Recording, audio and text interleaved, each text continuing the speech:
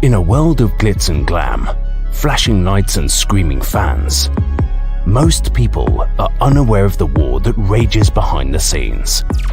And that war includes your favorite artist and your favorite songs.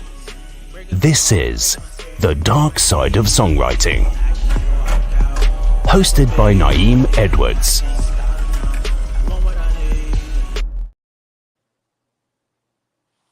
All right, y'all. My bad for being late. I woke up late. Listen, we're not here to pick no children apart. We here to hold adults accountable and bystanders accountable because this is where we are today. We are 100% in a gundemic. Yes, I came up with this term because that's what it is. We have to stop sitting back and thinking that our problems are going to fix themselves. We have to stop allowing the most stupid people to get out here and represent us. We have to stop allowing any type of behavior to run rampant and fly and stop being scared of these people who all they do is blow hot ass air. What's up, SW? What's up? Same old gossip reheated. Katrina. I'm very serious today. Let me get this off the screen.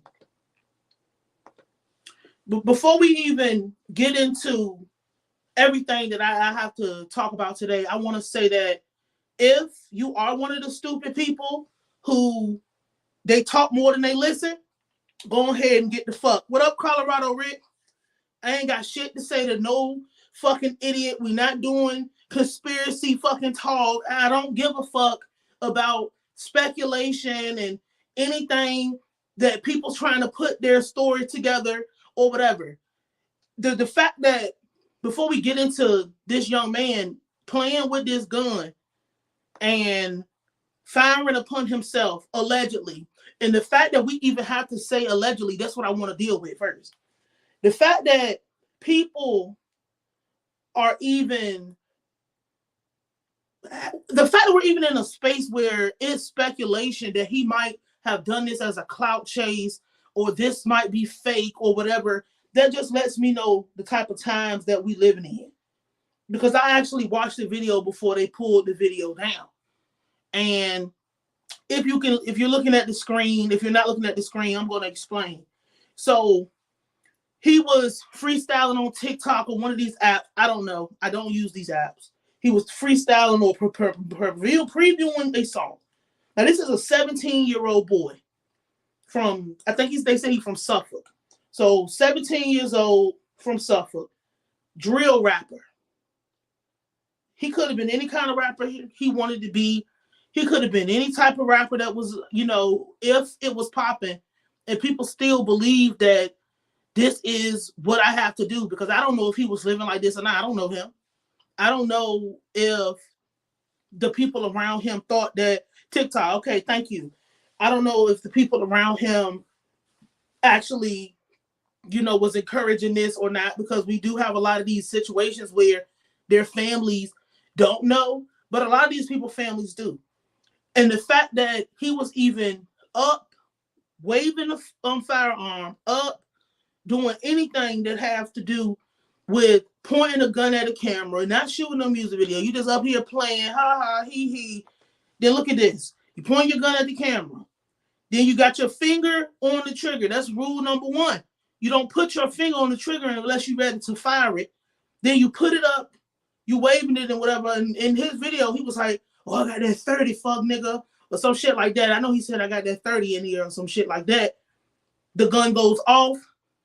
You can see that the gun fires in the video if you looked at it. I'm not going to play the video. I didn't download it anyway. But I watched it about 30 or 40 good times.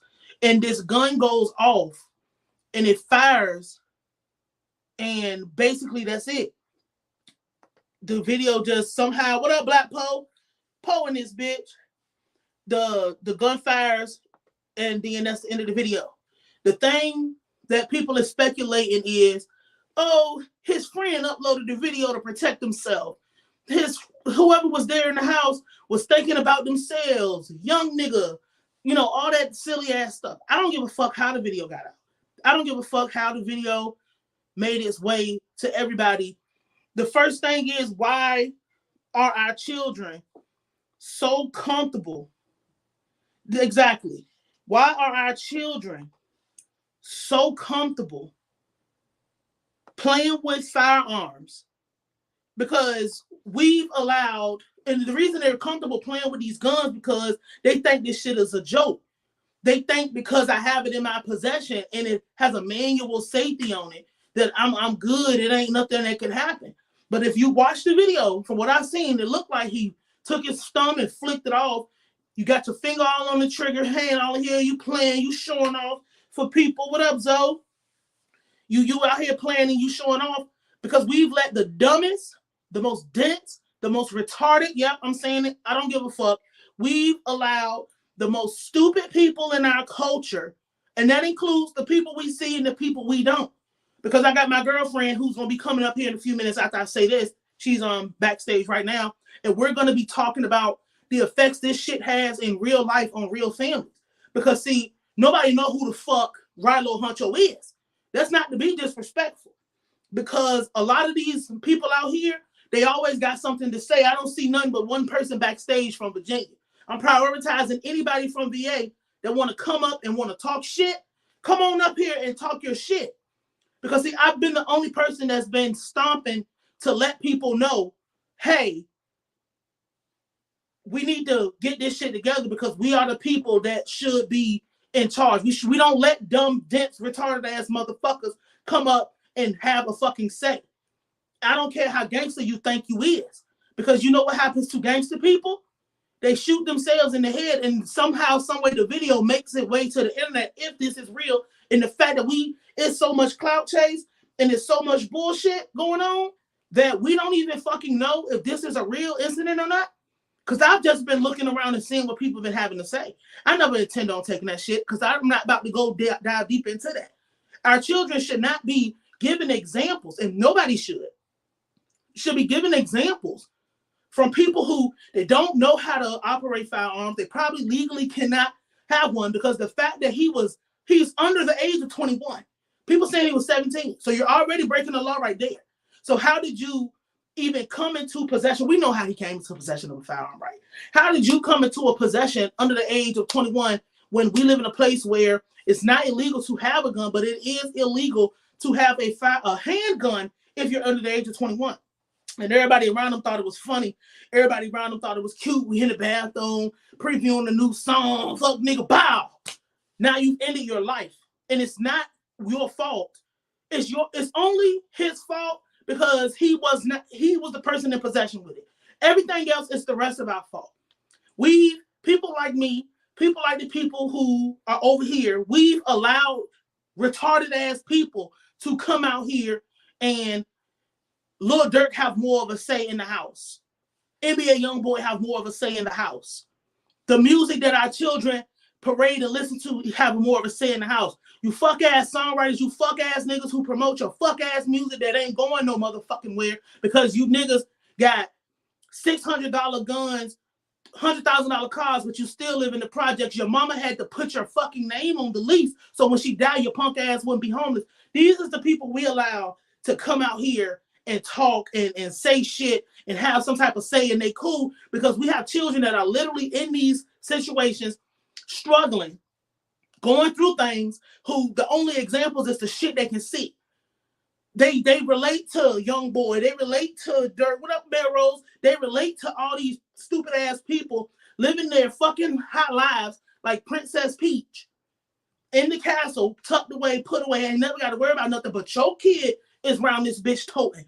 Your child is 15, 16, 17 with ops.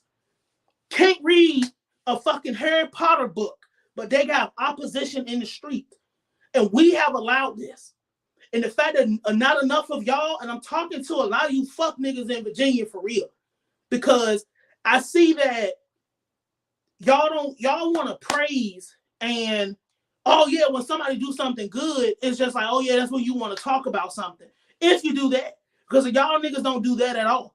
But we'll have good things going on and people doing good shit, but you're in a gangster competition with people 3,000 miles away, 1,000 miles away, people that don't matter, people we never gonna see, never gonna do nothing. You don't get out here, and it's not enough to just, what up, Blue Moon? It's not enough to just get out here and congratulate the child that's doing something that people think is uncool or people think that is cool. You niggas don't even do that. You only want to praise degeneracy because you want to be like people from a whole nother fucking area. Them people broke as fuck, poor as fuck, don't have no future, ain't never gonna have no future. They family don't have no future. There's a dead bloodline. And the fact that you know this, you writers, you know it. You rap niggas, you know it. You singers, you fucking know it. Everybody out this bitch, y'all know this shit, but y'all still push the bullshit. And then you get online when a nigga die, and oh man, this is a tragedy for this nigga. You ain't give no fuck about no fucking tragedy. Who gives a fuck about the tragedy? Because if you cared about the tragedy, you would have done some prevention. The fact that there's people who are actually making shit happen, doing the right thing, but because you're a fucking loser, you want every child around this bitch to be a loser. You want every child around this bitch to go to their grave. You want every child around this bitch to basically walk into hell because you don't have no chance of being shit. You fuck niggas don't even bust grapes or whatever the fuck you do. You praise these children. Oh man, it is what it is. Oh, Nayim, it's deeper than that. Oh, you don't know what you're talking about. Well, I know somebody shot themselves in the motherfucking head. And somebody put the video on the internet. I know that happened. Oh, it's a play. It's that. Who the fuck would play with themselves like that? You're not going to have a career after you got on this bitch and did the lamest thing you could do is fake your death. It's so ridiculous to me. And it's so fucking crazy that we even have to even have these type of fucking conversations. Because we're allowing dead people, not the person who's actually dead. I'm talking about these motherfuckers that's still alive and don't want better. We're allowing these people to have fucking power. We're allowing these people to have a fucking say. We're allowing these people to walk around this bitch. And even the fact that they're even walking around and opening their mouths should be enough to be like, what the fuck are you talking for? You ain't never built shit. You ain't never did shit for nobody. You can't even take care of your own fucking children. And we're allowing you niggas to fucking talk and speak. You don't even, bro, ain't nothing wrong with people being into firearms.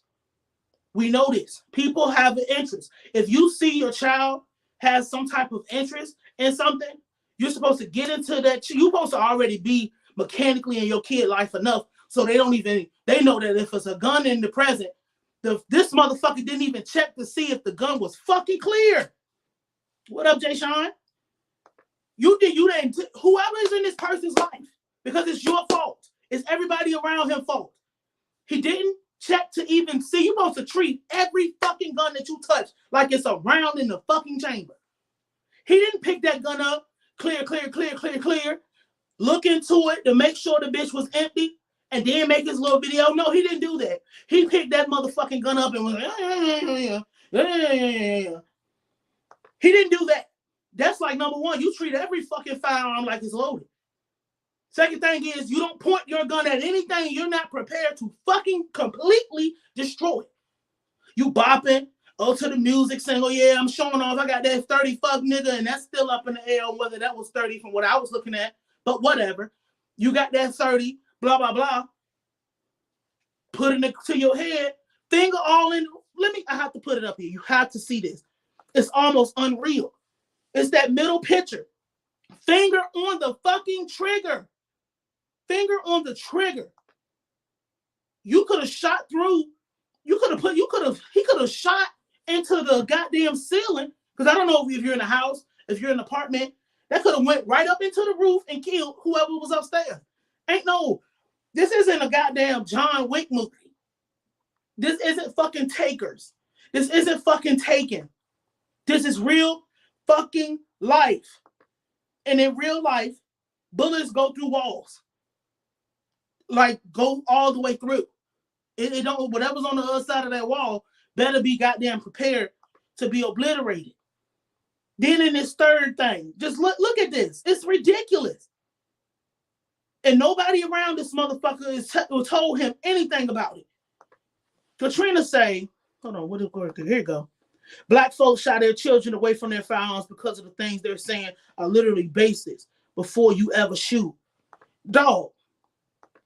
And the fact that a lot of Black people keep our children away from firearms because they think that, oh, if you don't have it, you're going to be, like I said before, this innocent victim. You're going to be, nobody's going to have no reason to do something to you. You're not going to be in trouble if you do. That's complete fucking bullshit. Because if you're playing with a gun and that gun is loaded, it has the potential to go off and you're going to hurt yourself or you're going to hurt somebody else. You don't even have, oh shit, Dr. Spade in this bitch. You didn't even have, I don't even want to be like you didn't have the sense, but it's just like everybody around this motherfucker, y'all don't even have the fucking brain capacity to teach your children to respect the firearm. Because see, this would not happen if he would have had some respect for that firearm, to know that this is not a toy, this is not a game. I don't need to get on camera and show off for the ops at 17, because what is we really fighting about at 17? If you can't, nigga, I'm not about to fight with a nigga who can't read, ain't graduated, ain't got shit going on. Your mama smoke crack. You got all type of shit going on in your house. Your friends is fucked up. You're dirty. You go home. Because I see a lot of niggas, I seen a lot of people picking both sides to this little thing that's going on right now. Some type of little music beef that's going on right now. You on this side fucking with it. You on this side fucking with it. Meanwhile, you out there having a good ass time with your children. You'll never have your fucking children out there, but you allow other people's children to get out here and fight to the death. Meanwhile, they're all these motherfucking children that do you feel like the children don't belong to you? Your children ain't gonna never be around them, but you up hugging your kids with your kids all the time. Your kids smiling, and it's children on both sides. 17 is still a kid. 18 is really still a child. They're not birds. You push them out the nest and they fly and go get their own sticks. They don't have capability of doing pretty much anything for themselves or anything that have to do with, they weren't even taught anything, but you like to play with it because it's funny. Meanwhile, the people that's over and being successful, oh, that's whatever. You keep it to yourself and you'll clap for that when you're around, because you ain't gonna have no choice but to have no respect for that, because you know you a fucking loser. Let me bring her up here. Can you hear me, babe? Unmute yourself if you muted. I can hear you. Okay, my bad. Okay, so this is my girlfriend, y'all. She's going to be talking about what this music, I'm going to just ask you, what has this music, from what you've been observing over these past, how many years you've been, maybe like 8? 8 years. 8 years? What's been happening these past 8 years? I'm just gonna let you rock. Y'all ask any questions y'all have about anything that's got to do with it. Go ahead. What's been going on with this music and how it's been falling into the lives of real children dealing with real things, real families having to pick up real pieces, the community having to deal with this gun violence and this negligence that we've allowed to permeate. And it's, by the way, for everybody, it's not just Black families. She don't just work with Black people. She works with all race of people and has for 8 years. So it's not just applied to us. If it's because it's going to be some white folks in here at some point. But what's been going on, babe? We listening. Okay. From my experience working in this kind of field, especially 2020 area, a lot of music has really increased to the point of violence where young kids don't know how to understand the difference from something being reality and something being fake. They think just because somebody is rapping about, oh, I have an op, I shoot people, I do this, I do that, they think they can go in their neighborhoods and do the same thing.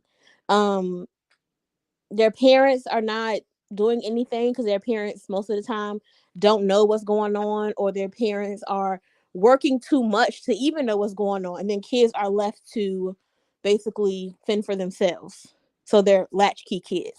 Latchkey kids are not the same as what they were in the 90s. These latchkey kids are gangbanging. They want to be outside with their friends. They want to be posted up, taking pictures with guns, any kind of weapon. To be honest, it's not always a gun. They want to be posted up with anything that even resembles a gun. So for me, the community has to pick that up. We have to figure out how we can make things better. We have to figure out how we can reduce the gun violence, but we don't have the assistance because parents sometimes feel like it's not their kid. My kid isn't doing this. However, your kid is doing it. Your kid is on the Instagram page posted up with a gun. That's your child. Um, what was your other question? Oh, we're just talking about like what you're seeing, the after effects of, like, let's just say this young man right here. He's playing with a gun online. He's probably home by himself or with his friend on, that these secret Instagram pages, if you want to talk about those pages too, without obviously giving specifics of what you see, without revealing any children identities, of course. Oh yeah, of course not. Of course not. The secret Instagram. So I'm always gonna go find a secret Instagram page. I have talked to enough, kids to know what words to put in on Instagram to figure out what's being said, what's being done, and where it's been done and said at. But when gun violence like this takes place and children are losing their lives, the community has to pick up.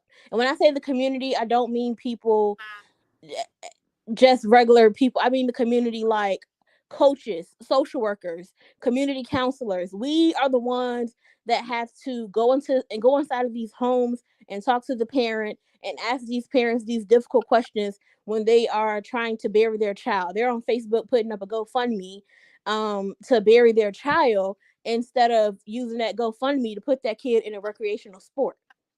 Now your kid is dead, pushing up daisies, unfortunately. Damn. We gotta carry that weight on our backs. And I feel like because there is no village, however, there is no village because these kids keep pushing us away. Also, parents keep pushing us away. I don't want nobody talking to my kid. I don't want nobody saying nothing to my kid. But most of the time when we're saying something to that child, we're not saying anything that's going to harm that child. We're not saying anything that's going to take that child mind and destroy it. No, we're telling them something good, but parents feel like no adult should be talking to my kid or trying to tell them anything. And that plays a huge part in why these kids are out here doing whatever the fuck they doing whatever the fuck they think they can do. And they are sometimes even they're recruiting the other kids who are like, no, I'm not into that. I don't want to do that. Oh man, you fake, you lame, you gotta come and do this. And then you have the kid who was making AB honor roll trying to fit in.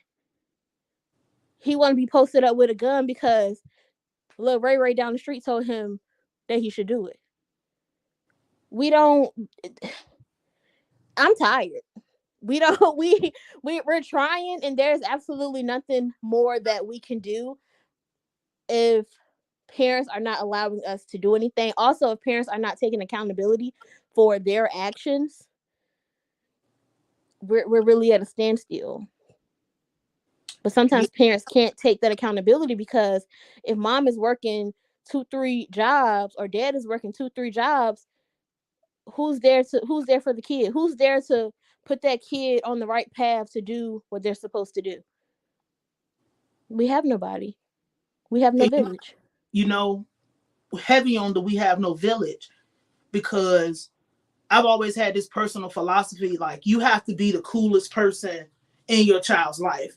You have to be the coolest person in the young people's lives around you, because if you're not the coolest person, and I mean, like, you have to be that person that you're doing something.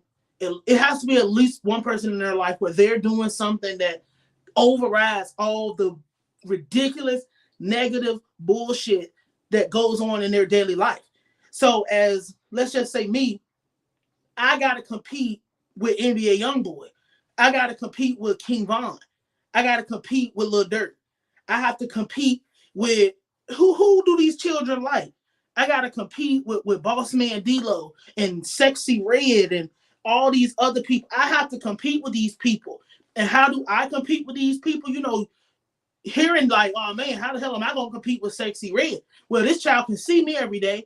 This child can see me walking in the house and being in their life and talking to them and showing interest in them and being hands-on with them every day. I gotta make sure that I am successful. I'm not a rich person, but I'm not an unsuccessful person either.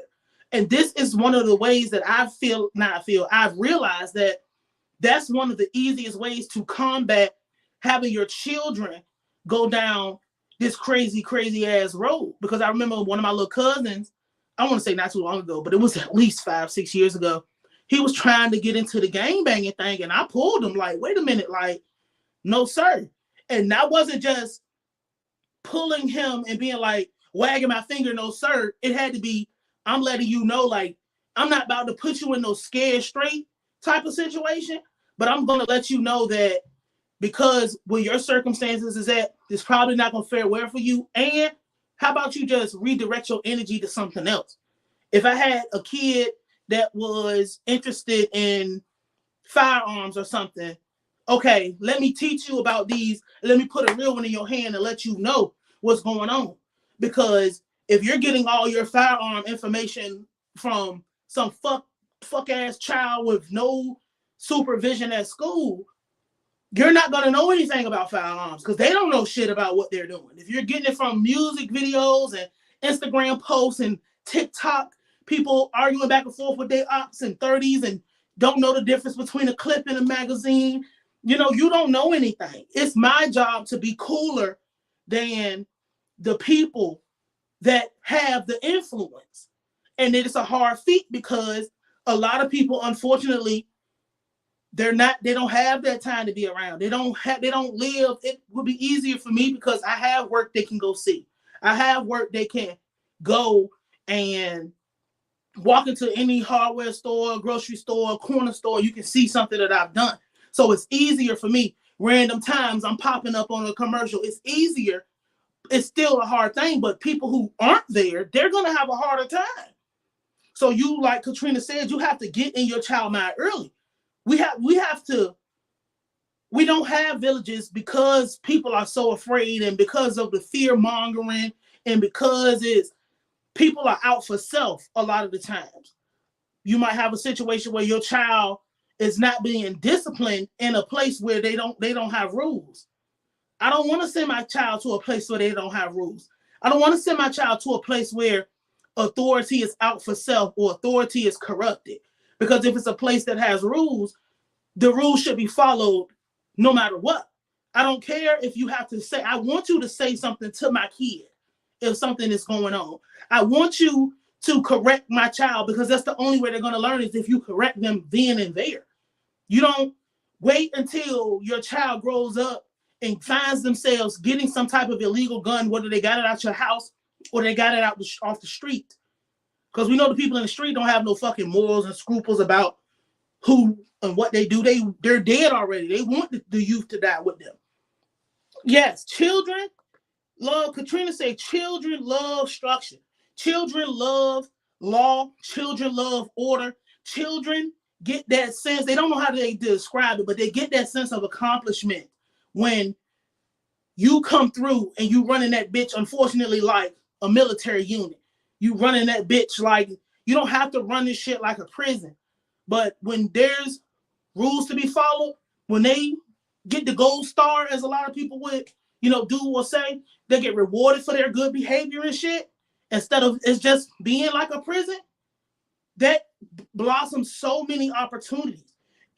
Isaiah's in here, Dr. Isaiah Spate. We come from the same place.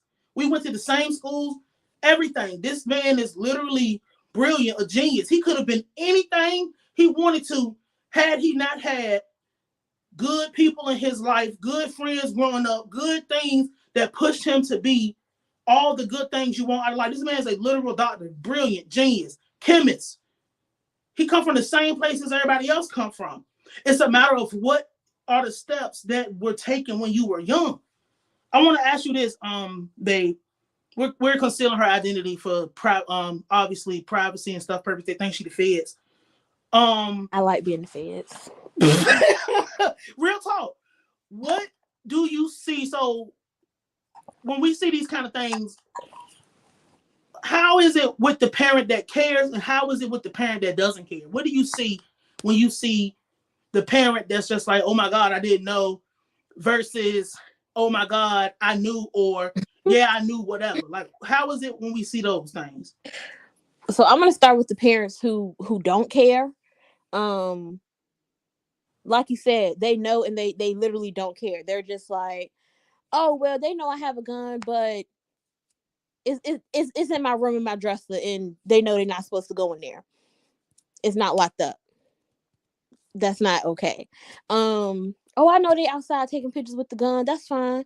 We you know, that's cool. We don't care. And when you try to give them like some kind of resources, because my thing always is everything to me is learned behavior.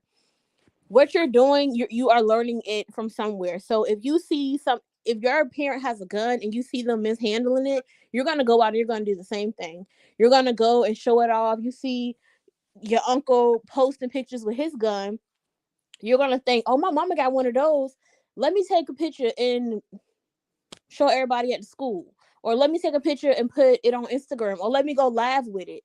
Sometimes it's even to the point where kids are now getting splat guns. I'm not sure if you guys know what that is, but a splat gun is like a Nerf gun, but it shoots Orbeez. They are getting those and they're painting them black, and they are walking around neighborhoods making it seem like it's a gun. And parents don't really see a problem with that, and they don't care. It's just like, oh, whatever, they're just kids being kids. Unfortunately, black kids do not have the luxury to be black kids. So we have to they have to learn to just really like stop that and not think about that. Um Parents who care and who are like genuinely like, oh my God, I did not know my kid. Like maybe they know like their grades have been slipping. Maybe they're getting into a little verbal altercations at school, but they really don't know that, oh, my kid is playing with guns, or my kid is at somebody else's house and they have guns and they have whatever else, drugs, whatever it may be. They are coming to my office asking me, what can I do? What resources are available for me and my kid, because I don't want my kid to go down the wrong path. I want to be able to help my kid. I want my kid to be able to be more than what I am. A lot of parents that actually want to help their kids, they say that I want my kid to be more than what I am. I don't want them to have to struggle. So it's a huge difference from seeing parents who truly care about the well-being of their child, and not even and I say well-being, I mean the mental, emotional, physical, all of that. And then you see a parent who is just like, that's my best friend. Oh, they got a gun. Oh, they playing with a gun. Okay, that's fine. Next time I'll just put it under my mattress. Baby, that's not doing nothing. He gonna flip that shit over, and he's gonna do the same thing again. And then sometimes it gets so bad where they're playing with these guns, and after school, they're on school grounds running around chasing their friends with it. And they think it's okay. They think it's okay because I've been conditioned and told that it was okay. I've seen my daddy play with the gun with my mama, and that's okay. It's not. I've seen the neighborhood guys and then playing with guns, or just have the gun sitting out on the picnic table or whatever they're doing outside. I think that's okay. I think sometimes not sometimes. I think we also need to realize that kids these days, they're not physical. They're not fighting. They feel like if somebody is doing something to me, I can just kill them. I can just shoot them, and it's over with. Or they're just having guns to protect themselves. What's going on So emotionally with these children where they feel like what is this thing with children having ops? What have children told you about their ops? So they say, like, do children really have real ops? no, their ops are the ones who run the bot pages. Those are their ops. There's no real ops. They have the ops of, oh, you talking about me? He said, she said. The only kind of maybe real ops that I'm seeing is somebody disrespecting a loved one that has passed on. And they are like saying some very wild, disrespectful stuff. And then the other child is getting upset. But that to me is warranted, because who do you think you are to, speak ill about my dad? Um, but there's no real ops. Like, absolutely no real ops. Their ops are the math books, reading, Google Chrome. Mm. Like, they don't have no ops.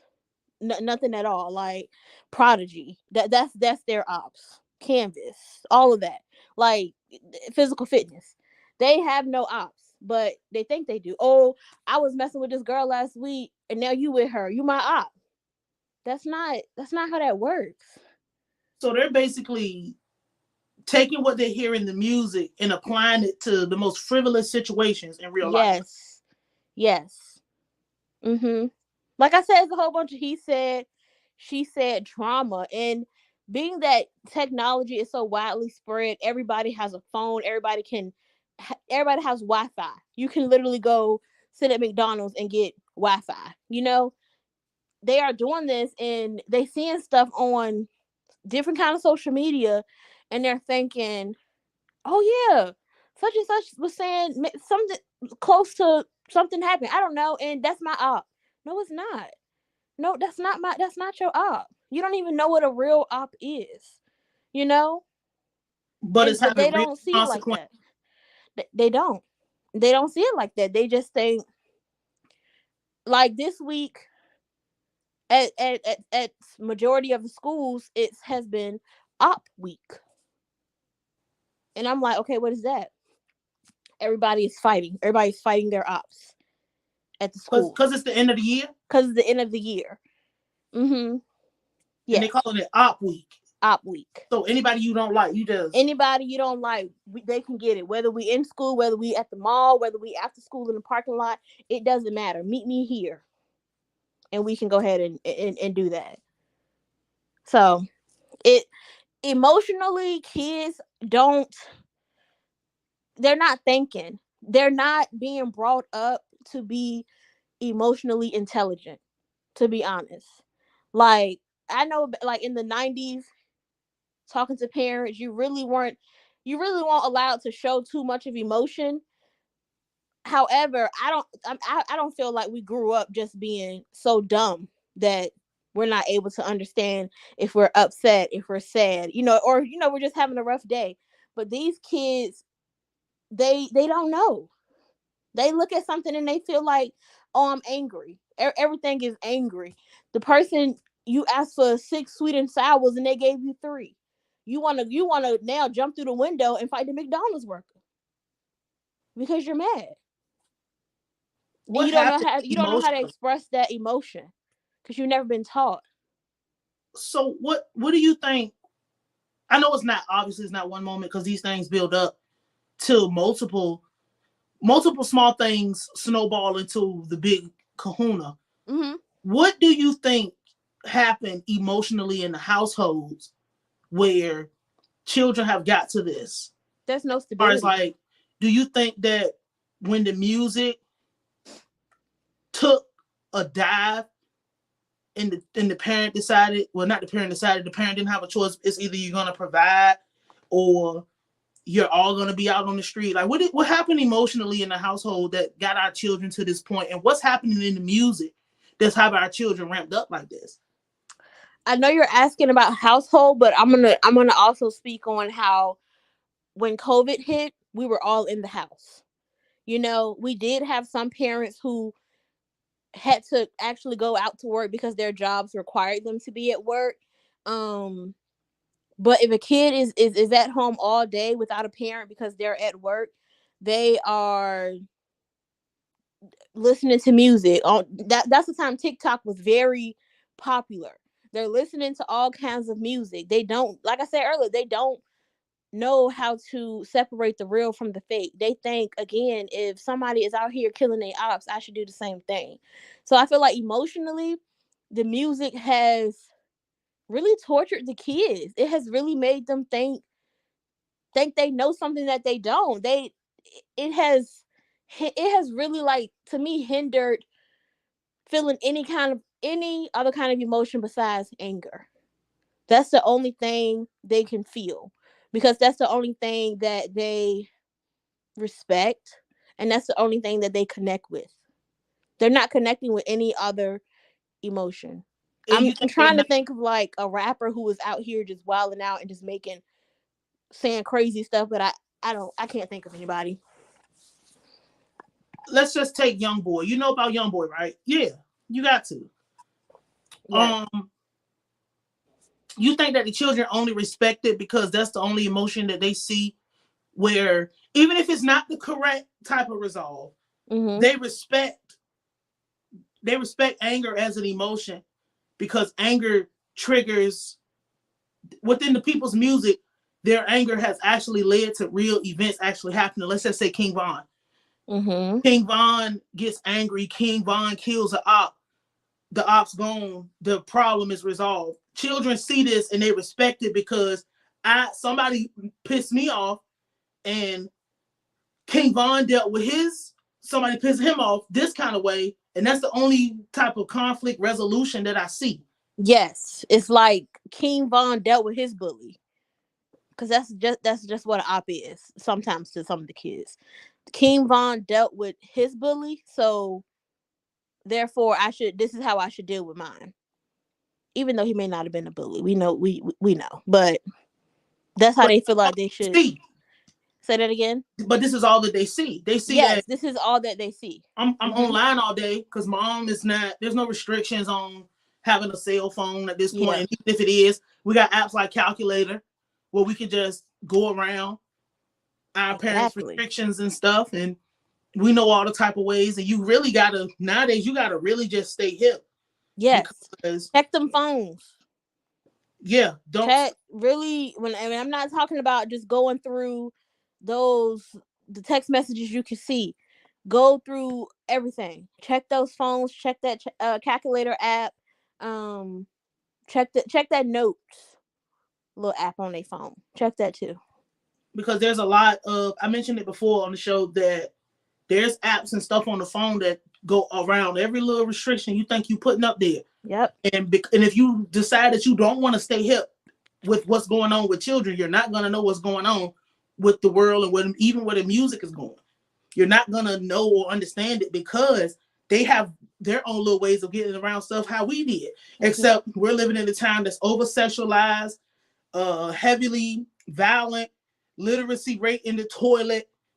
Very much. Nobody got no common sense. Their parents not teaching them, whether they doing it deliberately or they don't have a chance to be there to do it.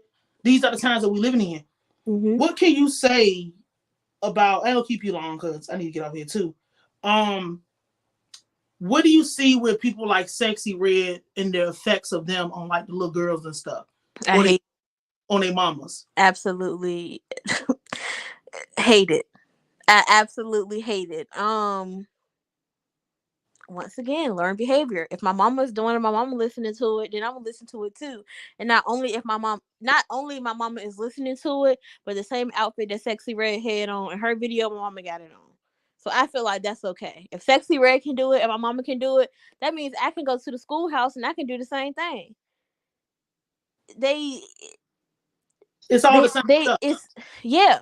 They see it and they think it's okay. And Sexy Red like right now she's very popular, right? Young girls are looking at that and they're like, I wanna get to that status. I wanna be popular. I want people to know my name. I wanna be confident. They also sometimes look at Sexy Red and be like, wow, she's confident enough to rap like that. Even though it's very shitty. She's confident enough to dress like that or say those crazy things out of her mouth. I want to be that confident to walk around and talk to my friends like that. I want to be that confident to walk around and talk to a boy like that. My mama do it. My mama talk to her homegirls and she be saying crazy stuff all the time. So I feel like I should do it too. And especially if you're doing it and your mom is not hearing it and you're just like doing it at school, you're making sure to do it at school and not at home. until that one day you slip up and you talking to your homegirl and your mama hear you, and then she want to slap fire out your ass. But these young girls, they really think it's funny, and it's not. And I get, it's music, it's supposed to be fun, it's supposed to be entertaining. Yeah, but to what extent?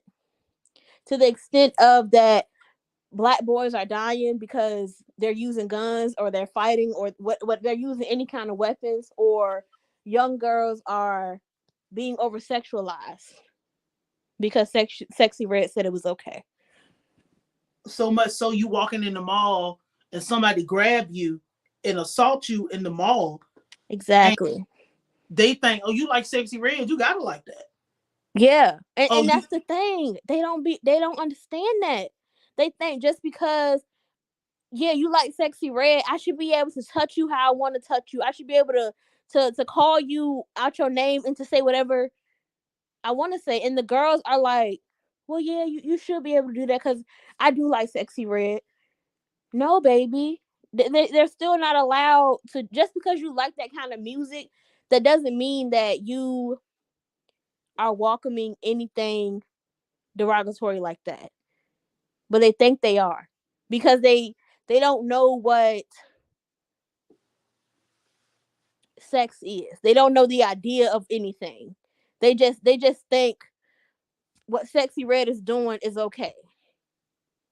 So they feel like if somebody does something to them or say something rude to them, that is warranted because I like Sexy Red, or I said this out my mouth, so this guy should say the same thing to me. I should allow him to do these things to me because I want to be on the same status as Sexy Red. They don't understand. They don't have no confidence in themselves.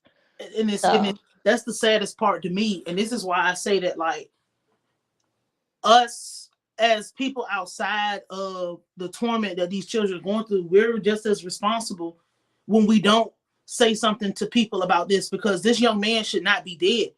Mm-hmm. I wasn't there. I don't know how I could have, because I didn't know him, so I don't know how I could have saved him. But if it's because I know we have a lot of young people on this channel in particular under the age of 21, and if you see me, hey, here's a different route you can go, because you don't want to leave your family behind.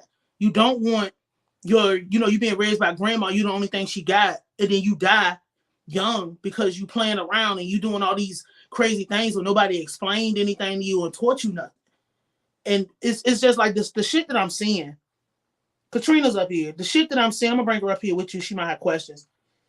Katrina and this bitch, but the shit that I'm seeing is just so, it's just like, it just continues to get worse and worse and worse. And it seems like nobody is like, the louder you get about putting pressure on these fuck niggas and these ridiculous retarded bitches about the behavior that's happening, the more pushback you gonna get. And it's just like, bro, like, this is why I be saying we got to have a civil war against these people. Unfortunately, everybody can't go. Everybody's not gonna be able to make it, because look at what they're doing. I will not ever blame a child for being in these situations, because it's not their fault.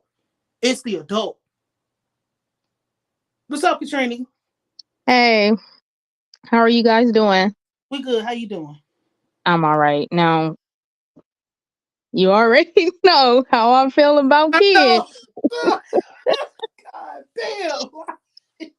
And listen, man, I'm telling you, I had the same passion and fight and everything. Like, no, we gotta do better and do better. But it's like, how much can you give?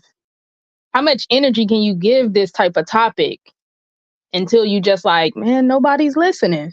Nobody cares. And I know you still, it's like like a tug of war. Like, I want to be on the right side of history, but it's like, nobody cares about that. So how do I stay over here and care about the children and the community, and do people know how to read? She got a better answer for that than I do. I'm just going at people that I feel like I want to help the people and just remind the people that are still alive and still care, and the youth that still want a future, that, hey man, this is a part of what if you want to go over there and do what they're doing, go ahead. But they all end up at the same place. It is hard to care and not to give up. But babe, you got a better answer than I do. No, I mean I agree. It is hard to care and not give up on the community, or the youth. I think for me, I help the people who definitely want the assistance. Um, but I reach them in a different way. So even though the ones who feel like, oh, I don't need this is not important, blah blah blah blah, I try to reach them in a different way. So if something is going on, um, let's meet at the WIC office. Let's talk about them food stamps. Mm-hmm. Because if you wanna stay on this path, baby, them food stamps gonna get cut off. You know, let's be real. The government's gonna start looking at you and be like, damn, she been on food stamps for this long. Damn, they've been on welfare for this long.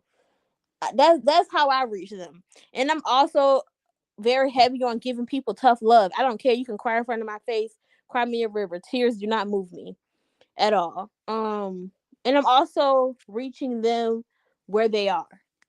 I'm going into the schools. I'm going into their homes. I'm going into these places, these neighborhoods that's very low income. Um, I don't know. I just kind of meet them where they are. It's hard. It's very hard to continue the fight when people don't want to fight with you. Mm-hmm. But it's so much easier to find people who do. And when you find those people who do, maybe they can reach those people who don't want to fight in a different way than you can. Damn, what happened to her? So We lost you, Katrina. But yeah, for me, it's I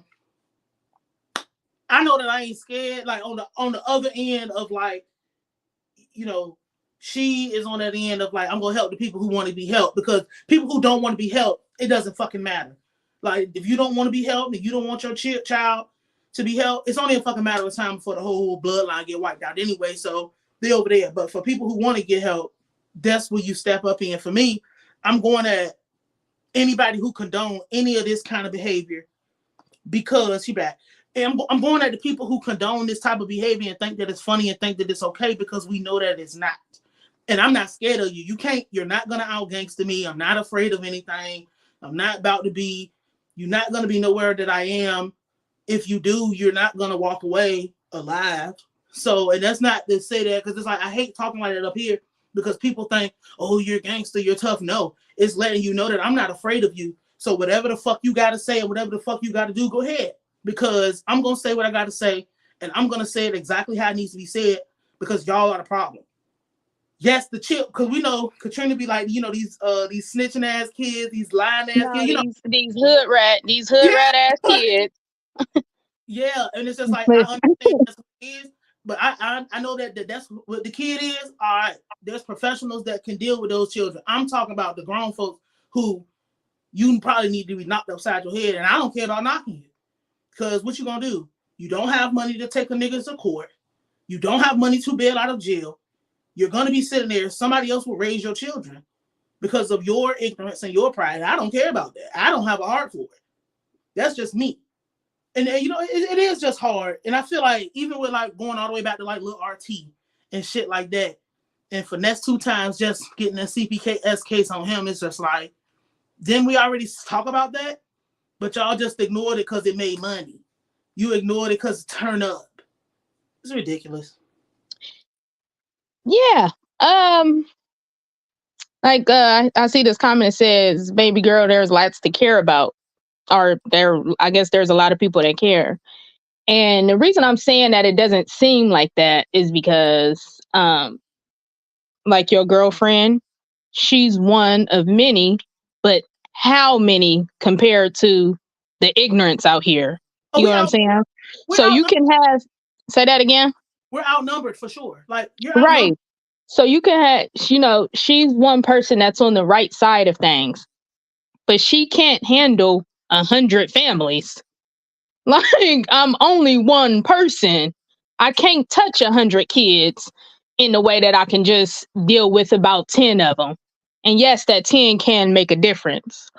But like, so it's easy to say, oh, it's a lot of people who care, but do you? And that's why I always say, you do what's right in your household. Cause I'm at the point, I don't have it. Hey man, you hood rat, your kids hood rat, that's just y'all's life. I could give two fucks. I'm not at that point where I'm about to reach out and help your kid read and all that. Like, no, y'all like that lifestyle. You got to understand, it's a certain amount of people who are just going to get left behind. Just period. A lot of people got to get thrown away, kids included. It don't sound good, but some kids got to get thrown away too. Hey, I don't disagree, and I know that is what my girlfriend does. So hold on. So with me saying that, that's why I said you got to start with the people that you're raising, the people that you can touch and affect in your household. And this is just me. And if I feel like I do my part with my children and how my household is ran, then that's enough. I'm just sorry. I just can't step out and do it for everybody. You get what I'm saying? Yeah, 100%. And I agree with that, because we got to understand that everybody exists on a spectrum. People like you exist, people like me exist, and people like my girlfriend do that shit on purpose. Nobody goes over there because they're trying to be millionaires, or everybody's not gonna be Umar Johnson, because most of these people, my girlfriend don't have social media. Mm-hmm. She's up here with no screen name, no video camera, nothing. Just like I'm so busy out here doing my job, I don't have time to be online. I don't have none of these accounts. I'm not active on any of these things. So getting over there on that side of it, that's all the way at the end of the spectrum. Like, those people are in this bitch to the end of time. They doing it because they deliberately want to do it. The average person is not going to do that.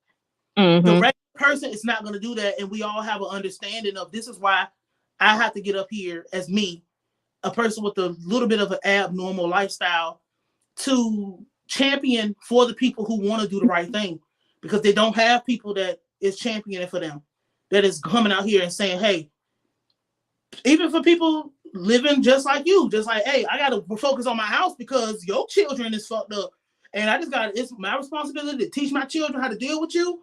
And we going to keep it fucking moving, because that's a valid thing, because you got your own family, your own situations, your own problems, trying to get your children to a point of stability. You don't have time, especially in today's economy and shit.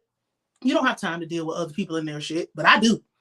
I got plenty of time to stomp down on you fuck niggas, because it's not fair to people. Seriously, but it's not fair to people like you and to people like my girlfriend, who you're doing everything that you're supposed to do and you're doing the right thing, and these people get to run around unfettered.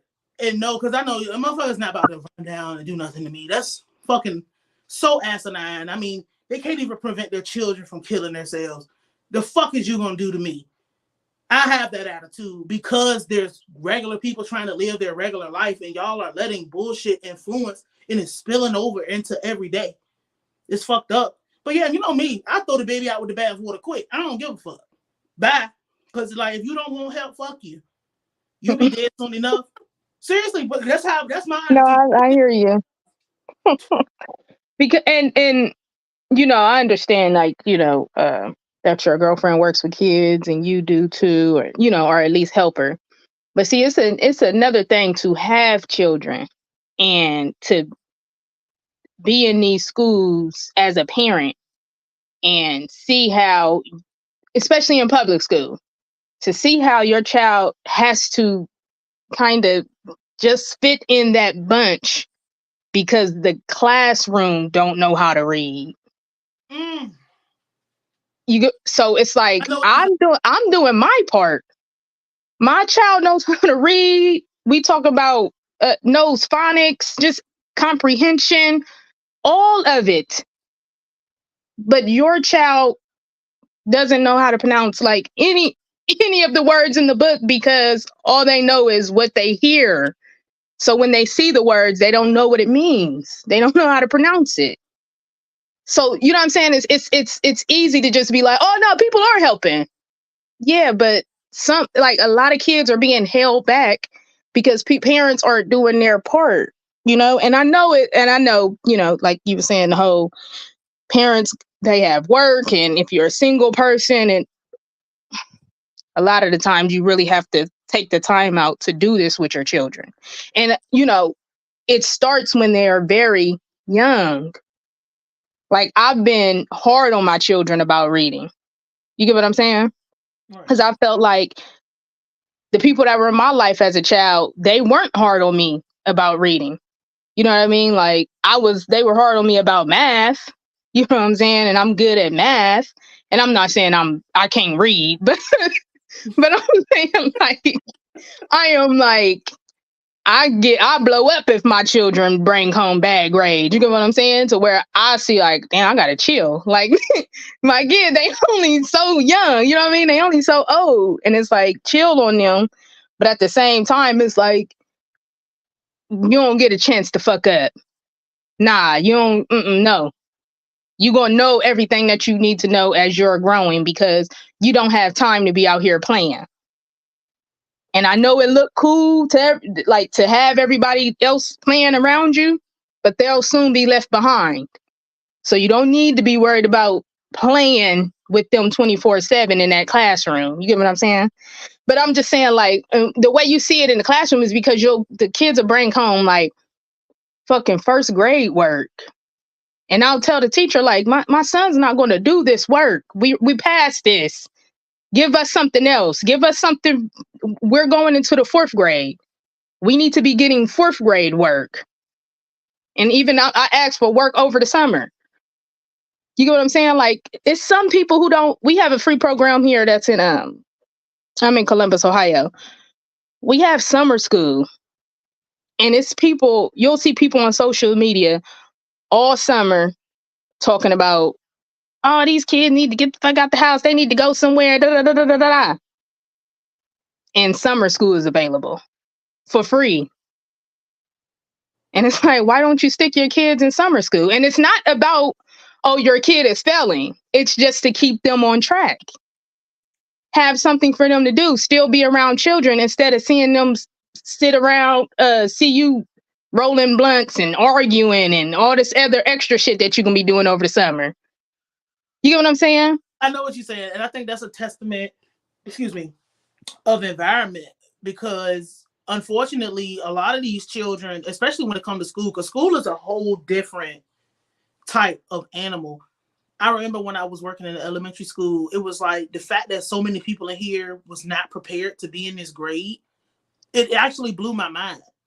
And that 100% falls back on the parent. And unfortunately, that's a testament of what's happening in the community, because the fact that what's happening within that environment, the school, where the whole class, because teaching is the only profession where the child fails and it's the child's fault. The teachers and the administration and the staff and stuff, they say, hey, we are giving out last year's work, trying to get these children that's supposed to be at this level, maybe the first week to refresh you, but after that, we're supposed to be going forward. How is that okay? That happens everywhere when you like look at what's going on with the schools. And unfortunately, oh well, because the best thing you can do is prepare your kid, because other children are gonna get left behind because they don't have parents that care, they don't have teachers that care, or the teachers are so busy dealing with disciplinary problems in school that you got Katrina's kids in here that they're ready to go ahead and move on, because like, bro, how many times we gonna see the same damn Cat in the Hat book? Like, when we gonna move on to Julie B. Jones?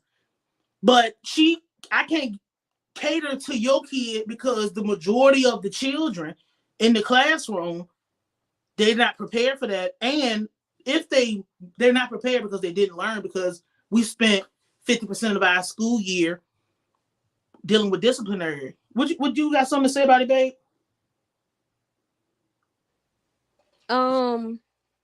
As far as kids being in the classrooms where other kids don't know much, or I mean, if you can speak to that. I mean, I know for me, when I see kids who are more gifted than other kids and they are stuck in those classrooms, the different people I work with, I just always tell them to advocate for their kid, maybe see if there's additional work that the teacher can give the kid, because the teacher can Mm-hmm. only move as fast as majority of the kids can. So if majority of the kids are in third grade but on the kindergarten level, the teacher's not going to be able to move on. But you may have a couple of kids who are on the fifth grade level, sixth grade level. So I would just say definitely advocate, and then maybe even see if your kid can be in some kind of gifted program, or let them do the work that they're given, but then when they get home, still give them that work that is going to challenge them, That to is kind of exactly what I do. keep their mind trained to, oh, I know this is old news, I got this. So when I go to school the next day and I'm doing this pre-K work, I'm done. I'm turning that shit in fast because I already know it. But it is hard when most of the kids in the class don't know how to read, don't know basic math, don't know, they struggle with comprehension. And I also feel like sometimes it is on the parents, but sometimes kids don't know stuff because they just don't. And parents are Mm-hmm. so afraid of getting that kid help. Go get your kid an IEP. They may need that. When it comes to any kind of behavioral issues, go get your kid a 504 plan. They're going to need that. Get them those accommodations so when they are having an emotional outburst and they can't figure out their work, or they're struggling to read, they can go sit in the corner and have that accommodation to help them understand and comprehend a little bit better. They can go to another teacher and use that IEP plan to be able to receive those reading accommodations, those comprehension accommodations. So I just think, you have to move as fast as the kids move. And if the kids are not moving fast, teachers really, they can't control that, because soon as the teachers start moving a little bit faster, the kid come home and they're like, I didn't understand anything at school. Here goes somebody parent coming to school with a bonnet and pajamas on, yelling at the teacher because they kid don't know what's going on. So that's how I feel about it. I think the internet has also, this is one of my problems with the internet. It's so many people full of shit out here giving advice about things that they don't have firsthand experience about, they don't know about, they're not trained in. As far as, and not that we need to heavily rely on that, because a lot of what you're going to learn in life is going to be you going through it. But like she said, get an IEP. There's people, unfortunately, like Umar, who would tell you your child doesn't need an IEP, but your kid really might need one. So, but you're so busy listening to what the internet say, you're not catering to your child. Your child really might be in this dumbass school and need to go somewhere else. Like somebody said, how y'all feel about school choice? Bro, that's up to you. Wherever you want to send your kid is your business. Like, if you want to keep your child at, what was that movie? Lean on Me? At one of them kind of schools, that's your personal business. But just know what comes with that after that. And I feel like people would do more justice for their house, knowing their children and knowing what they need to do for their children, because people like my girlfriend are really a luxury in a society where nobody owes y'all family nothing. Exactly. Nigga don't owe your family to bring that shit into their house and put that shit on their shoulders and work with your kid. A nigga could easily go do something and make 10 times more money than what they make and be good and never have to cross paths with you and never have to see it. People like Katrina don't have to come out and say anything about the shit that we go through in the community, in the society like that. It's a luxury because all I'm really responsible for is my house. So listening to these bullshit people online is like trying to get girlfriend advice off a YouTube video. Like, it's very sickening and it's very ridiculous. And I realize that that's what a lot of these people is going through. Like, some of y'all children are special needs and need help. And if you decide you want to not get your kid help and let them fall through the crack, that's going to be your kid falling through the crack. Because really, these resources is out here for people who want to use them. Because let's just be real, people who don't want these resources, they don't use them. They're not showing up at the PTA. They're not coming around unless it's time to fight. Like you said, coming up here in your bedroom shoes and your bonnet and your Cookie Monster pajama pants. Like, and the only time I see you is when you got some type of problem, because now you can make a scene. Hey, I just read this comment. So many Black folks I know are against opting out of public school and advocating for private school. Man, it was probably 2010 when I watched this documentary, and I do not remember the name of it. But this is the first time that I heard that across the board, public and private, free and if you pay tuition, the children do not know how to read. Oh yeah. It does not matter if you're paying for any of it. Your kid is dumb. You get what? Because people always say that, like, well, if you go to a prestigious school or if you pay for it, they still coming out stupid. And they don't know how to read. They don't even teach it how they used to teach it anymore. Like, remember, you used to have to learn phonics and how to sound things out with every letter. They don't teach that. And I'm only speaking from a parent's perspective. You know what I'm saying? Right. I remember one time I was giving my daughter a bath, and she was saying the ABCs. She was just saying the phonics of it. She did it the whole way through. I thought that was some of the coldest shit I ever heard. I said, "Oh my God!" Cause you get what I'm saying? I was like, "Oh, she got this shit." You know what I'm saying? I'm not telling her because she's like 3 or 4 at the time. But I'm just looking at her like, damn, like, woo, it's sticking. You get what I'm saying? Right. And so my son is in the 3rd grade, and just like your girlfriend said, you have to advocate for your child. So my son is in gifted and talented classes. And so this year, he like started falling off, basically. You get what I'm saying? And this shit had me boiling the whole school year. But he started falling off, and for the longest, parent-teacher conferences, I'm just like, I'm not getting it. You get what I'm saying? I'm just like, what is going on with my son? What's going on with him? Because nothing has changed. You get what I'm saying? And then I finally put my finger on it that the only thing that did change was that teacher. Like, I understand he had a 1st grade teacher. He's doing phenomenal. 2nd grade, he's doing phenomenal. You're the only change because he's had the same gifted and talented teacher. He has the same parents, and you're changing. So it had to be her in that classroom to where all those other kids were a bit behind. So he fell behind. And I know that about my son, to where he would fall behind with other kids. You get what I'm saying? Like he'll right. What is it called when kids will fall into what other kids are doing? Peer pressure? No, not peer pressure. It's damn. I can't think of it. What you say? I said I know what you're saying though, and unfortunately, but he was doing that, right? And then, but like your girlfriend was saying, just stay. And I just stayed on top of it. Hey, we need that. I just kind of X'd her the fuck out, the teacher. He do what he do in your class, but the gifted and talented teacher, we always communicating, give him extra work. We're going to be working on this extra work. I get mad workbooks off of Amazon and at this store named Ollie's that got them for like $2.99 and $3.99. We're going to always be working on this stuff and learning more and more and more. We're going to stay on top of our learning because we can't fall back. Yeah, and unfortunately, I believe personally that schools are corrupt. It's more like a gang than it is to like help, because I don't believe that most of those people, I believe that people go in with good intentions, but it's kind of like, I mean, most of them, I believe, go in with good intentions, but if the system is already erect and this is how it's going, you're not about to be no spook that's set by the door. Like, people who become spooks in these systems, you get killed. It's like real journalism. You want to know if a person's a real journalist?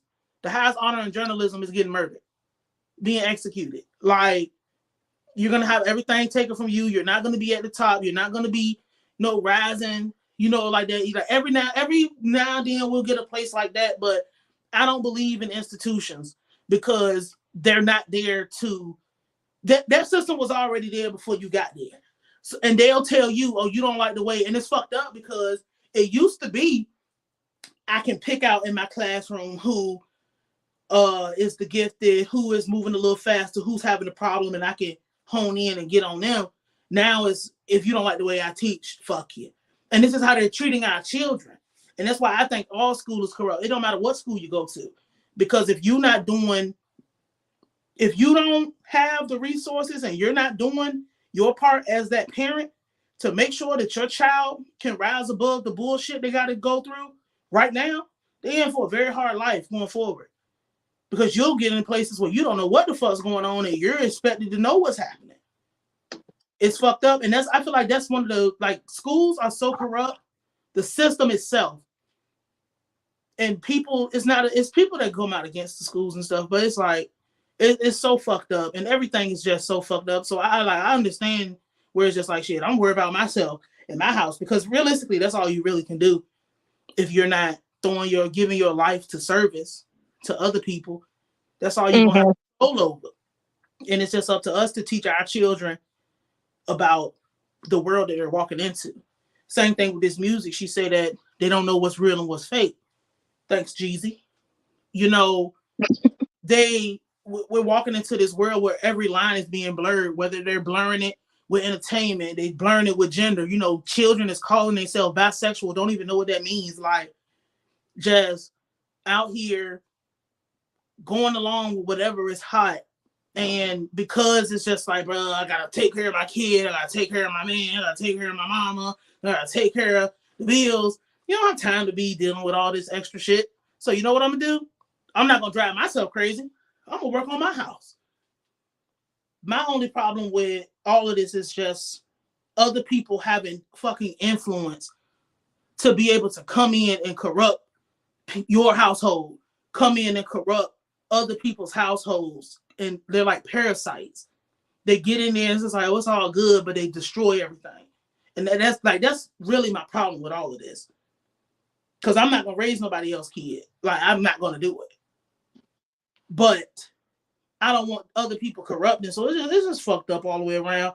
You know, our community pretty much cooked. But say it again. It is what it is. Say it again. I'm just like, I wanted to talk about this young man. I want to let everybody out there know that if you feel like you want to play with a gun, go get you, you know, if you got a couple $100, man, go take you a class or something. $200 in Virginia, bro, you can go take any gun class you want. Go do it that way. Do something else, because you don't look cool laying out and bleeding out on the floor, looking crazy as a bitch, destroying your family. We got Spate backstage. We can give you the last word, Trina. Yeah, I was gonna go in on the point where y'all was saying like they don't know the real life from fake and all that, and like you said, and like your girlfriend said, I've always said 2020, right? 2020, it fucked the world up. It did. Ooh. The 2020 fucked us up, and I don't think we even know yet. I don't think we'll even understand it until like 20 more years, how bad that threw everybody off. The world stopped. Everything stopped. And I feel like everything just reset to like the worst possible thing.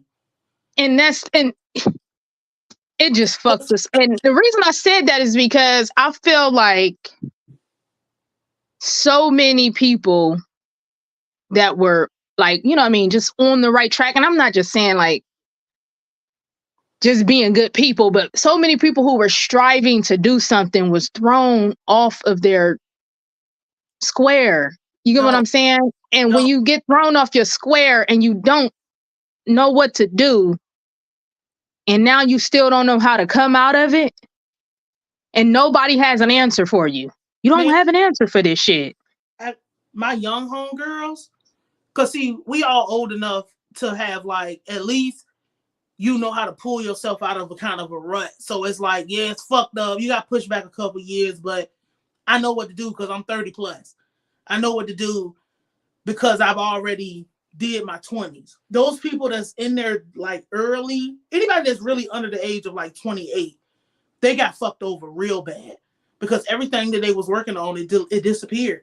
And then it's like they don't know what to do because it's like you don't have a history of being able to do anything. You don't know how to go forward because you can't afford it. You can't get into it. It doesn't exist anymore. And that's what I'm saying. Draw us in. Like people who was going to school, that shit they're not even doing that right now. You can't afford it. Like this shit is just 2020 destroyed damn near everybody. And a lot of people ain't gonna never recover from that.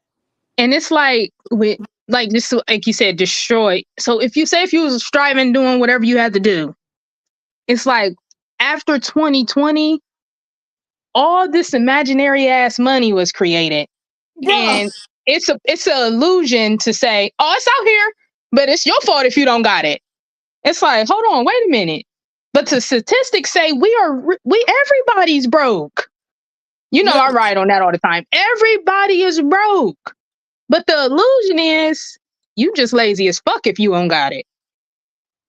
And that's the like tug of war that you're in. That's the crazy conundrum that you're in because you're like, I'm lazy, I'm fucked up. Oh, this is depressing. How do this? And then you look at your phone and everybody's living good except for you.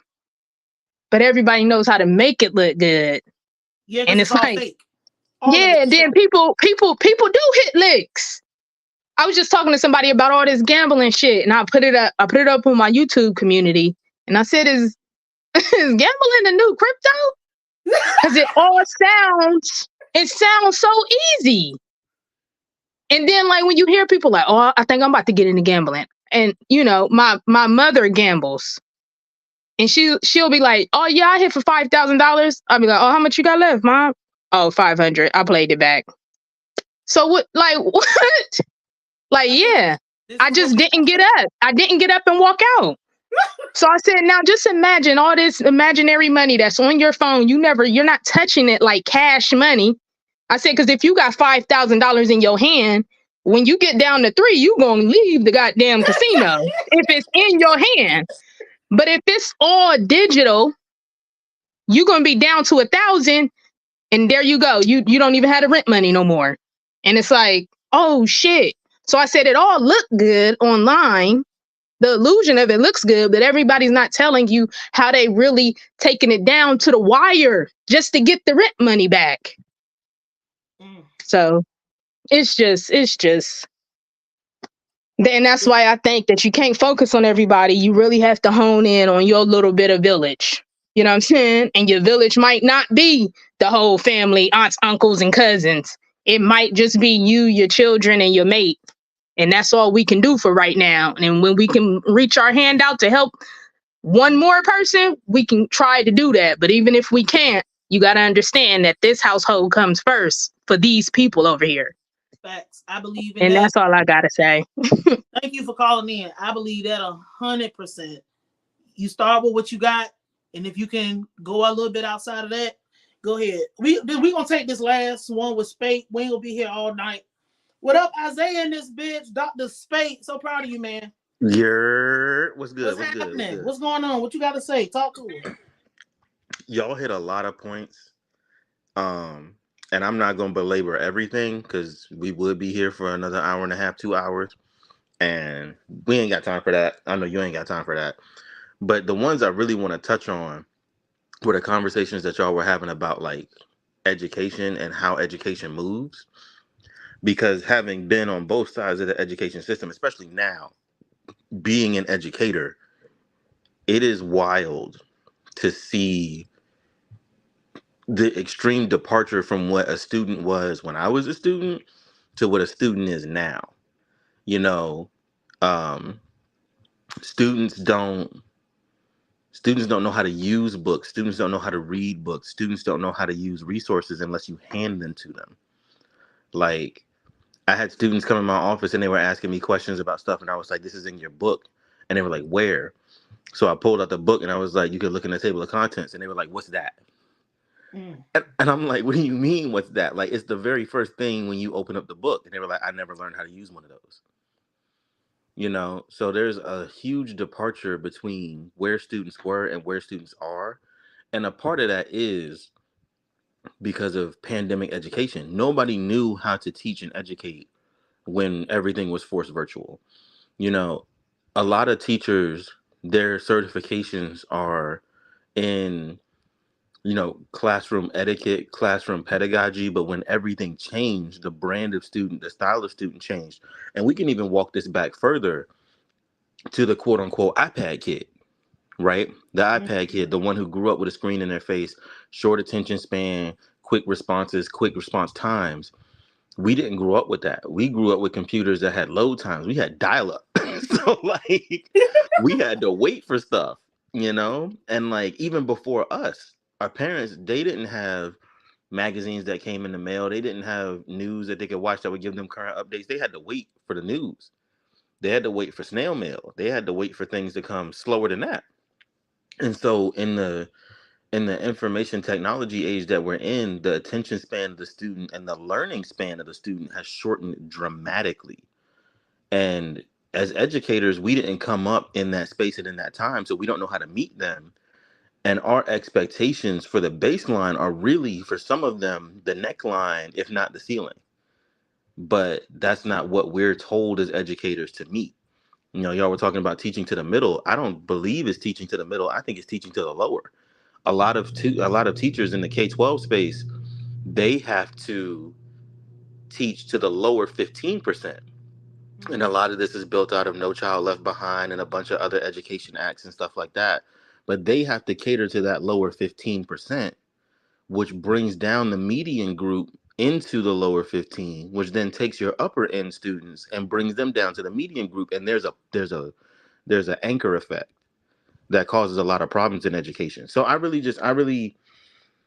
don't know where it goes. As an educator, I'm trying my best to push students to solve problems, to think critically, and to use other avenues to do it. I tell my students to play chess, and that's how I want them to solve problems. I tell them to use Wordle, right? Stuff like that. But a lot of these students nowadays, because they came up in the COVID area where grades were given because teachers didn't want to deal with it, students didn't want to deal with it, and it was easier when you're teaching to a Zoom class of like 30 kids and only one of them's got their camera on to just give everybody the credit, give everybody the points rather than assess. That's going to have long-lasting implications. Katrina said, "What grade do you teach?" So I'm a college professor. So I'm at the College of William and Mary. I teach Organic Chemistry 1, which is a freshman sophomore level course. Yeah, when you're dealing with lower education, you're definitely fighting. You're fighting everybody, especially if you're on the ground level. Mm-hmm. In the ground level, being a parent that cares about their children, you're going to be fighting every single person. You're going to even be fighting people, and I'm speaking from experience with this, you're going to be fighting people that want the best for your child, who know that your child is capable of more, can do more, Yep. but the system is against them. And then they don't have any power within that system, so they're gonna do whatever they're told just because of whatever situation they're in. And then when you start moving up the chain, you realize like, wow, like okay, like this is just completely corrupt because of whoever is in charge, allowing it to be like this. So yeah. I had to come up here and talk about this in relation to this young man because it's a lot of systems and forces at work that played into him even getting to the point where it was okay to be on camera and playing. Yeah, it's heartbreaking, man, because like and you talked about it, right? Like had somebody been in the right position or had somebody been in the right location at the right time in his life, that young man who lost his life could have been an engineer. He could have been, a medical physician. He could have been an architect. He could have been a lawyer. He could have been somebody leading an MBA program or anything like that. It really only takes, in my mind, it takes 2 or 3 instances to touch a young person's soul and mind to enlighten them to something that they want to do forever. And I really do think that, like, I'm very blessed. My dad was a person who got me into science. And that helped me a lot. That kept me out of a lot of problems because my dad was the one who motivated me to look at the world from a scientific lens. And not everybody has that. And that's why I say I'm blessed and I'm thankful for it. But I think that a lot of male figures in the community have to stop you know, the fake, oh, it's not real, you shouldn't be in this, young dude, like you need to get out. Because and the reason I say it's fake is because they say that and then they turn around and they do it. It's like they got the kids Exactly. standing on the porch with them and they telling them, hey, young blood, like you need to get out of this hood, you need to go do something with your life, you know, whatever. And then in the middle of that sentence, somebody walks up on the porch, they make a deal, and then they walk off, and it's like, see, you don't need to be doing that. But they just watched you make $200 in 2 seconds.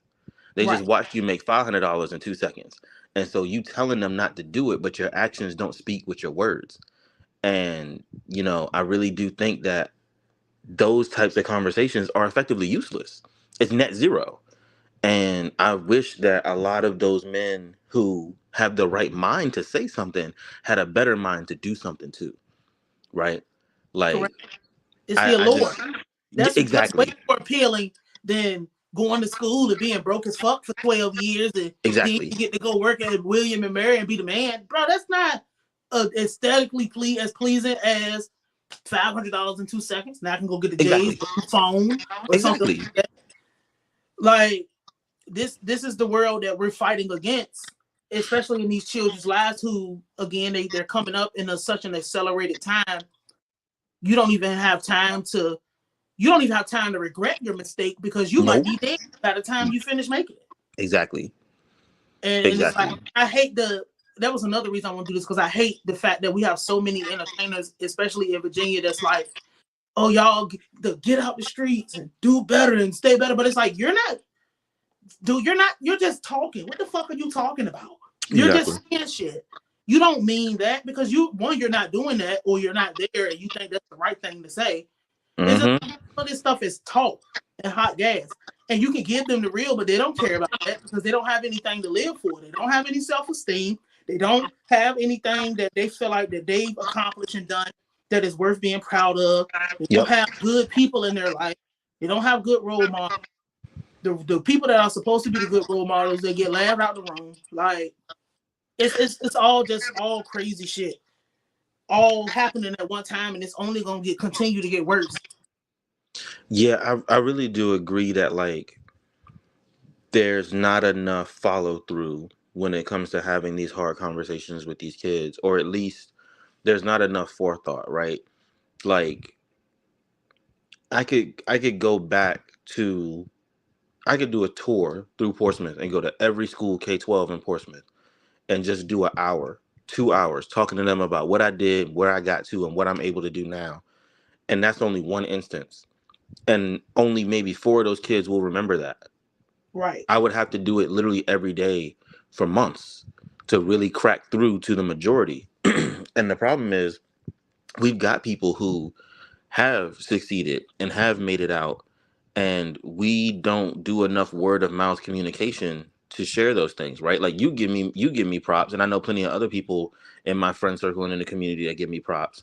But, like, you know, it's those moments where they tell the next person, hey, like, your kid is interested in XYZ. Let me talk to my friend. Let me put my friend in contact with you. Or here's some of the stuff that they're doing. Or here, let me show you this thing. Or let me show you that thing. And it's about exposure and saturation. There Because you go. the same presence that, like you said, like a Sexy Red has, or a Glorilla has, or, you know, a Young Boy, or, you know, even when they were alive, Juice World and XXX Tentacion and all of them, they have presence that is not being pressed and glorified to the people who are doing the right things. Somebody comes out of Portsmouth and goes and gets a JD from a top tier institution. They're not getting the same publicity. Somebody goes and starts up a biotech company. They're not getting the same publicity. Somebody goes and builds a food bank. Somebody goes and, you know, builds a homeless shelter, and they're not getting the same publicity. They might be getting it on Wavy 10.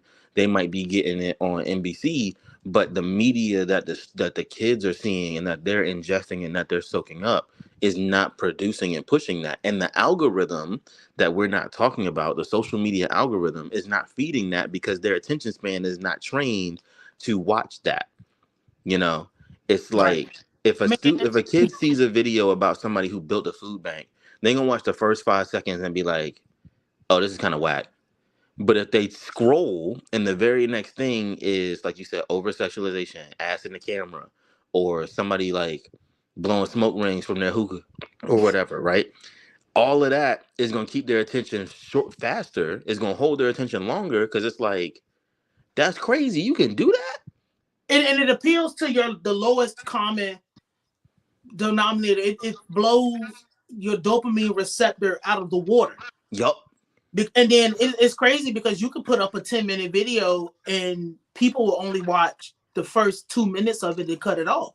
But it's like, if they get the 2 minutes, girl, man, you're on the money. And I didn't even, I thought about it, but I'm just like, our children are being trained. And these algorithms are 100% against you because that's what they are. They're not there to uplift you and build you. And that's where it comes in with the word of mouth. And we have to really go on these campaigns if we really want to do something with our lives, because unfortunately, everybody not going to be you. We know there's a phenomenon out of a lot of these places because most people don't even go to school. So if we have you at the top, we have to let people that will not even reach that point or reach my point or reach my girlfriend point or even reach Katrina's point of having a successful platform understand that it is okay to be a regular person. Yeah. It's okay. We need to stop the idolatry and the idol worship of people who are doing the wrong things. But more so, we would be more effective if we had people that came back and inspire, because you might not actually go and be a professor at BL‧MŠ, but you might go volunteer and do something, and you might find out that you in love with this kind of work, so you go over there and do that. So you know what's crazy? And I've been thinking about this for probably about a month or so, right? You remember the movie Incredibles? Yeah. When Syndrome had all of the Incredibles family caught and he revealed his master plan and whatever and yada yada, right? He made a phrase and he said, if everybody's super, then nobody is. And that has been sitting on me so crazy because there's so many kids who are pumped up, right? So the ones who do get that community and that endorsement and stuff like that, they get pumped up to believe that they could be the next Bezos. They could be the next Kismika Corbett solving the cure or solving the treatment for COVID.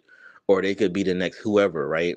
They could be the next Beyonce. They could be the next Kevin Durant. They could be the next Allen Iverson, whatever. Not enough people are telling kids, hey, shooting that high may not be what you want. And that's totally fine. Do what you believe is best for you and what you're passionate about and what you're happy about. Not every kid needs to go and get a JD or get an MD or get a PhD. We still need people who do the day-to-day jobs. We still need people who do architecture. We still need plumbers. We still need electricians. We still need people who are willing to keep the foundation of not only their area, but the country alive. Think about how many jobs have been lost to computer and tech, right? And of course, there's this really big push in data science and computer science to get more people in those jobs because that's where the world is going. But even then, you still gonna need electricians, because if a storm knocks out power to a data farm, to a server farm, who's gonna come and fix it? You can't computer generate somebody to fix an electrical outage or to rewire a building. So you don't need to be. People don't even shoot that high. People don't even shoot that high, and that's not even really low on the list. Becoming an electrician, you can do that faster than being a doctor, but that's not really low on the list, because a lot of people have been conditioned to accept the things that they see around them. Yeah. If mom is cool being on Section 8 and she's gonna put my name on the lease and I'm gonna be good for the rest of my life, shit, we just gonna make this generational, this what we gonna do. So I don't have to shoot higher because I already got somewhere to live. I'm gonna get this car, they're gonna feed me.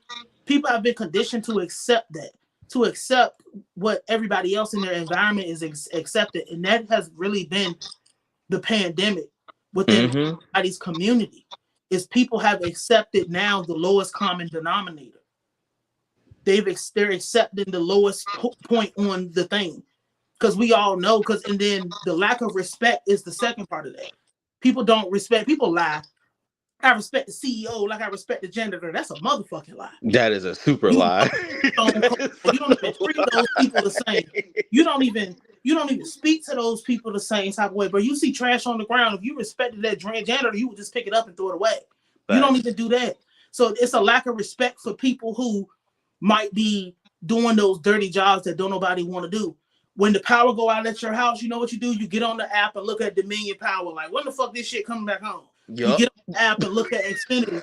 When is my internet coming back? Yup. You don't respect the fact that somebody got to go out there in that rain and cut that tree down and make sure that the whole block don't burn up because of the electrical short. People don't do that. That's a lie.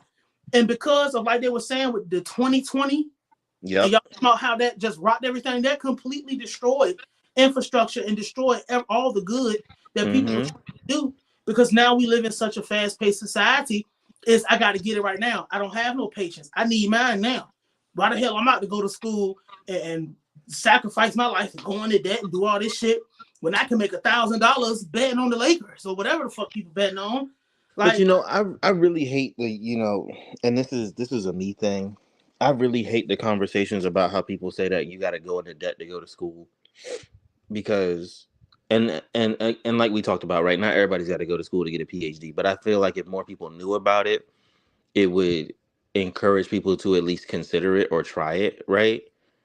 I didn't pay anything for my graduate degree, and that's not because I was this super phenomenal whatever, right? Like, yes, it helped in getting in, but in STEM areas, your graduate degree is paid for. You don't have to take out loans for your graduate degree, right? In the medical field, you do have to take out loans and pay for that kind of stuff, which is why I encourage more students to go the PhD route than the MD route, because you can get that degree covered by either somebody else's grant funding, or you can apply for funding from National Science Foundation or whatever. The medical pathway, personally, I think going the med school route can be a bit of a money trap. You got to pay for the MCAT. You got to pay for the MCAT study courses. You got to pay for the applications to each institution. You got to pay for secondary applications. You got to put a deposit down. You got to take out a loan for med school.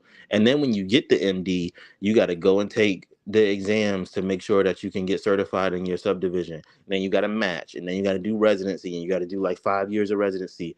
The MD is really a 9-year program, but people only advertise the 4 years of actual school. And I'm like, people glorify the medical degree, but the doctorate, the PhD, those are the people who truly make the change. Those are the ones who find the cutting edge technologies that really change the scientific and medical worlds. There are some people who just like engaging with patients, and that's what they want to do, and that's fine, right? If that's your thing, then that's your thing. But if a student came to me and says, I want to get an advanced degree, but my finances don't allow for me to do one of the two, I'm going to tell them every time, go get a PhD. You're going to get a stipend. It may not be great, but you're going to get one. You don't have to worry about paying your tuition. You can work on things that you enjoy. All of these other things, right? But we don't tell enough kids that. We tell kids that school is expensive. We tell kids that degrees are falling out of favor and that you have to go and do all of this extra stuff to make your degree valuable. But we're not telling enough students, you know, even a bachelor's in a STEM field will get you a lot. A bachelor's in a STEM field, a bachelor's in chemistry will get you quality assurance at a company. You could do QA, you can do analytical for a top 5 bio company. You can go work at biotech. You can go work in agriculture. You can go work in materials. You can go work in lubricants. You can go work in whatever. 3M, right? 3M makes everything. They make way more than just tape. 3M makes a bunch of stuff.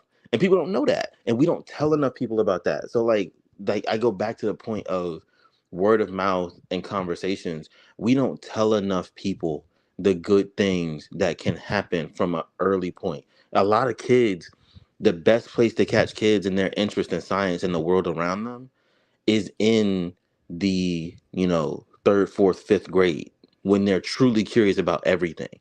And then this ties back into the conversation we had about parents being able to manage their kids at home, and they'd be tired and exhausted because they work in however many shifts to keep the house afloat. They come home to kids who got questions about everything. And this is the point where the interest and the curiosity falls off. You just came home from a shift, right? And this is not me blaming a parent for anything. This is just natural progression. You just came home from working a 10, 12-hour shift. And you put your keys in the door, you open the door, you drop your bag, and the first thing is your kid coming to you and saying, Ma, why is it that when I burn this piece of paper, it's red, but when I turn on the stove, it's blue? And you don't want to deal with that question. You want to sit down. But that curiosity piece for that kid is like, I want to understand how everything works. And the parent who's got to work 10-hour, 12-hour shifts, that's got to work 2 and 3 jobs, that's got to do all of this. They can't feed that because they don't have the energy to feed that kid. And that's where it dies. And we don't use enough community and word of mouth and things of that nature to push students to, you know, to push kids to really explore the world around them, because a lot of teachers, parents, community members just don't have the bandwidth to nurture that curiosity. And that's where a lot of it dies off. You're right. I'm because it's getting a little late. I agree with you. 100%. You're 100% right. I probably take this as a clip and put it somewhere else. But like, you're 100% right about everything you said. The thing with this though is I can't play to the anomaly with that. You're right. Because, and you're right about the what would fix this really, you said, is the word of mouth thing, because you don't have to have a degree to work at 3M. Now, climb up the chain, yeah, sure. But you'll be able to take care of yourself and live just as a good a life as the person who's at the top. Because maybe you don't want to strive for swinging at everything at the top. Because I tell people a lot of time, some people don't want to be entrepreneurs. Most people don't. You will be more successful or just as an entrepreneur, a person who gets in there and helps the process out by what you're doing. And you're that comment that's up on the screen right now, that's the truth, right? Never tell your kids I don't know, say let's find out. That is the truth. Exactly. I believe in that 100%. Never say I don't know and just say let's find out. And it doesn't even have to be in that moment. You could be like, let's find out later, or let's take a look later, or let's look it up later. And when they come back to you, actually like entertain it. But don't just say I don't know, because that perpetuates being complacent with nothing. Right. And then that's real. Unfortunately, that's where most people's dreams die. Fact. Is their parents putting their flame out. Their parents put their flame out, and it's just like, well, if I don't know, then fuck it. If I don't know, it's whatever. It's like, no, if I don't know, find out. And that's why I hate when people nowadays, they throw around research. You don't know how to research. What do you but man, like, I don't want to be here all night. I'm just saying, like, people just throw these words around like they don't mean nothing. You know, if a word can mean anything, it doesn't have a meaning at all. Talk about. So it's like, oh my God, we have to, when we notice things, whether it be one, we got to get the word out about good people being out here and showing people that it's just like, you know, you might be a little slow, so you might not be able to, you know, whatever. You might have a little shake in your hand, so a damn surgeon might not be it for you. But here's some other things, and let's see what you like to do. Let's see how we can make it happen instead of killing what you want to do for yourself. And this is how, you know, these young people end up in these bad, terrible, unfortunate situations. Is they had a curiosity that somebody did not take serious. And the curiosity, unfortunately, killed the cat. That curiosity absolutely kills the cat, because the cat doesn't know what's going on. They just going in that bitch trying to figure out what's happening, and then boom, they make a mistake. Hey, you ain't lied. Make again. But I'll let you get the last word, because I got to get up off here. Nah, I feel you. I mean, I guess my last word would be encourage curiosity. You know, encourage curiosity and use your voice as a voice to perpetuate positivity. Fact. That's all I got. Appreciate you, man. We got to have you up here some more. I got you. Just let me know what's up. All right, peace. All right. Thank you, everybody, for coming through, man. We have to teach. We have to start at home. Everything starts at home. All behavior is learned. All of that. Unfortunately, to this young man, he's not going to get another chance if this is true, because, again, we don't know if it's real. Thank you, Flying Salsa. Thank you, Frank Nitty. Thank you, everybody who came through. Thank you, Katrina, Isaiah, Blue Moon, everybody that was in here. We're not going to lose. I don't believe that we're going to lose this fight. We just got to appreciate you, man. You know I had to. Thank you to my girl for even showing up. This is usually her personal time for herself. But, man, we just got to try to do the best that we can to prevent the next child from getting out here playing. Prevent the next child from getting out here doing all these things. You know why our children love games? You know why our children love the military? You know why our children love organizations and Kappas and Qs and Alphas and stuff? Is because they love structure. They love law. They love order. They love being a part of these things. And we got to get out here and lay that law down.